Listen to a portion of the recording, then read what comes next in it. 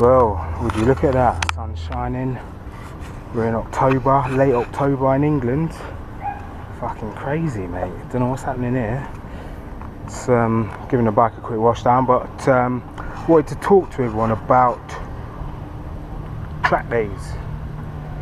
Yep, track days is very popular. It's one of my favourite things to do, and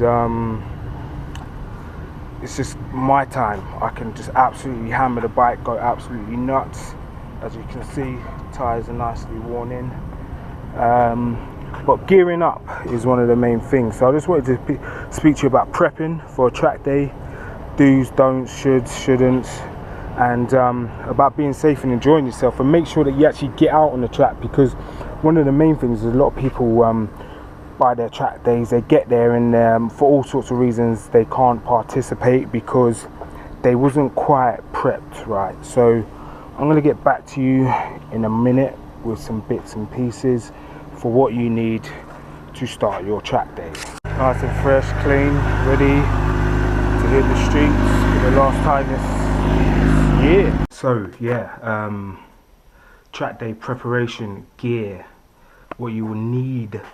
As most of you know, I know we're not stupid, but yeah, prepping up the most important thing. And do you know what? Sometimes just think about yourself and your safety and what matters to you, because no one needs your right arm more than you do, or your left leg, or your foot. Do you know what I mean? So number one is safety. So you need a leather suit, and it could be a one-piece or a two-piece, must zip together.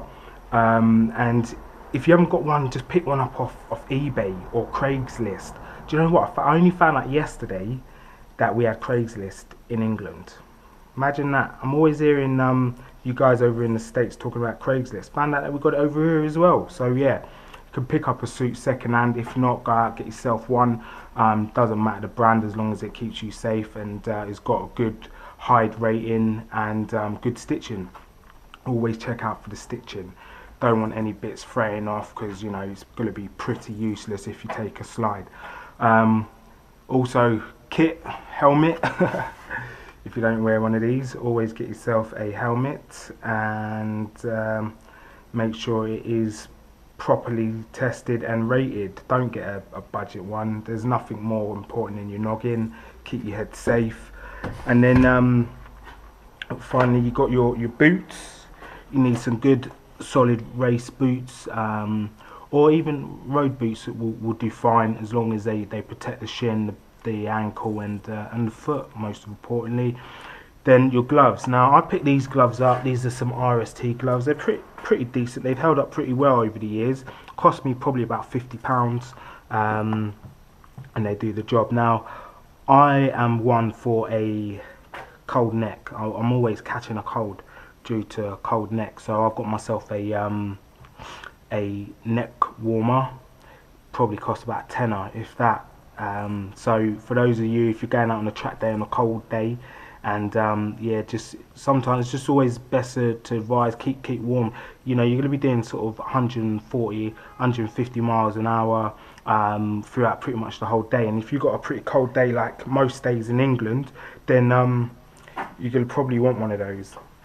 Now, one of the big things is noise reduction. A lot of track days, especially in England, don't allow you to ride if your bike is over a certain decibel, especially if you've got an aftermarket exhaust like mine. I've got the Yoshimura.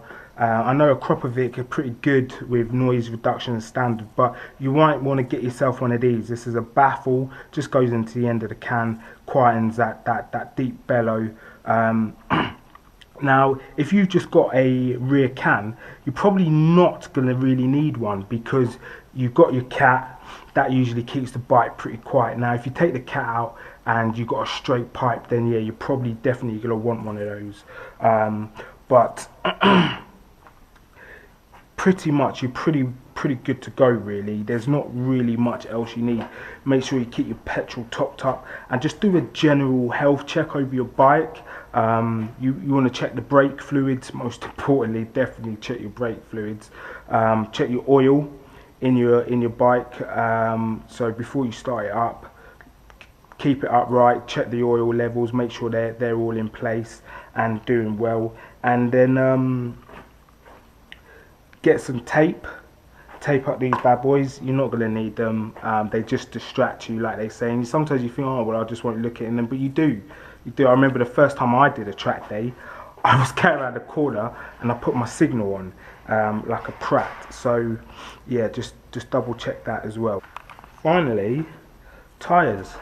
Make sure you've got a decent set of tyres, because at the end of the day there's only one thing holding you and your bike to the tarmac, and that's your tread.